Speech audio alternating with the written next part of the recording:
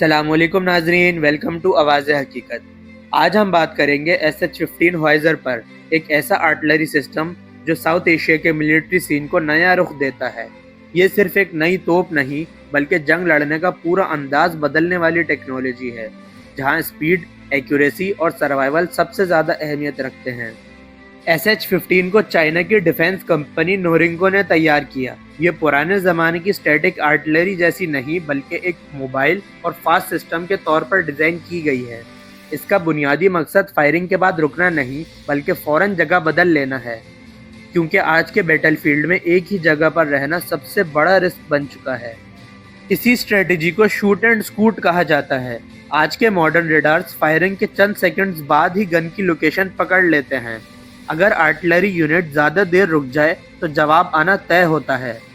SH-15 इसी खतरे को मद्देनज़र रखकर बनाई गई है ताकि फायरिंग के बाद सिस्टम खुद को महफूज रख सके। इस सिस्टम का 52 कैलिबर लंबा बैरल दूर तक निशाने लगाने की सलाहियत देता है। फायरिंग के वक्त हाइड्रोलिक स्टेबलाइजर ज़मीन को मजबूत पकड़ लेते हैं, जबकि ऑटोमेटेड फायर कंट्रोल सिस्टम पूरी फायरिंग को संभाल लेता है। गन खुद अलाइन होती है, एंगल सेट होता है और गोली का डेटा प्रोसेस होता है, जिससे ऑपरेटर पर बहुत कम लोड रहता है और फायरिंग ज़्यादा एक्यूरेट हो जाती है। SH-15 एक 6x6 ऑल टेरेन ट्रक पर माउंटेड होता है, जो रेगिस्तान, खुले मैदान, पहाड़ी रास्तों और पक्की सड़कों पर आसानी से चल सकता है। तेज़ रफ्तार मूवमेंट का मतलब ये होता है कि आर्टिलरी यूनिट जहाँ ज़रूरत हो वहाँ जल्दी से पहुँच जाता है और काम के बाद बिना देर के निकल भी जाता है, जो जंग में सर्वाइवल के लिए बहुत अहम होता है। अब अगर बैटलफील्ड का एक सीन देखा जाए तो बॉर्डर के करीब एक सेमी डेजर्ट इलाका सामने आता है।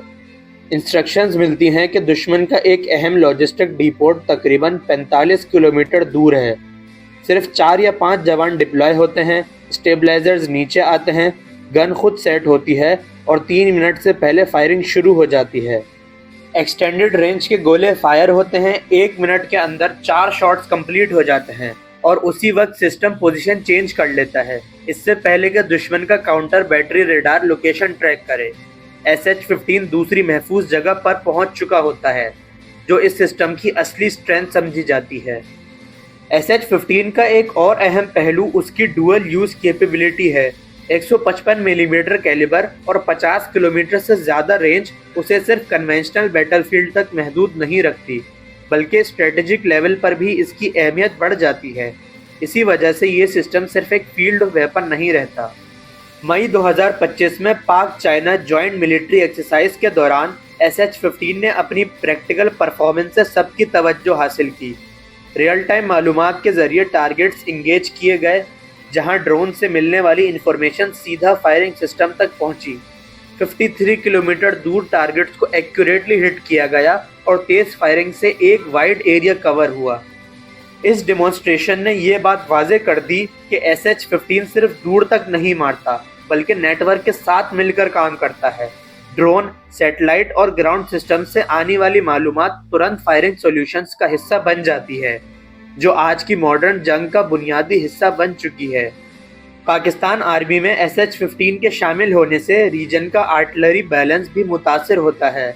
जहां कई पुराने सिस्टम्स 30 से 40 किलोमीटर तक महदूद रहते हैं, वहां SH-15 ज़्यादा दूर से और ज़्यादा महफूज रहकर काम करता है। इसकी तेज़ डिप्लॉयमेंट और तेज़ विड्रॉल की वजह से काउंटर बैटरी फायर का असर कम हो जाता है। फायरिंग के बाद रुकना नहीं बल्कि फ़ौरन निकल जाना ही वो ख़ास बात है जो SH-15 को बैटलफील्ड में ज़्यादा ख़तरनाक बनाती है।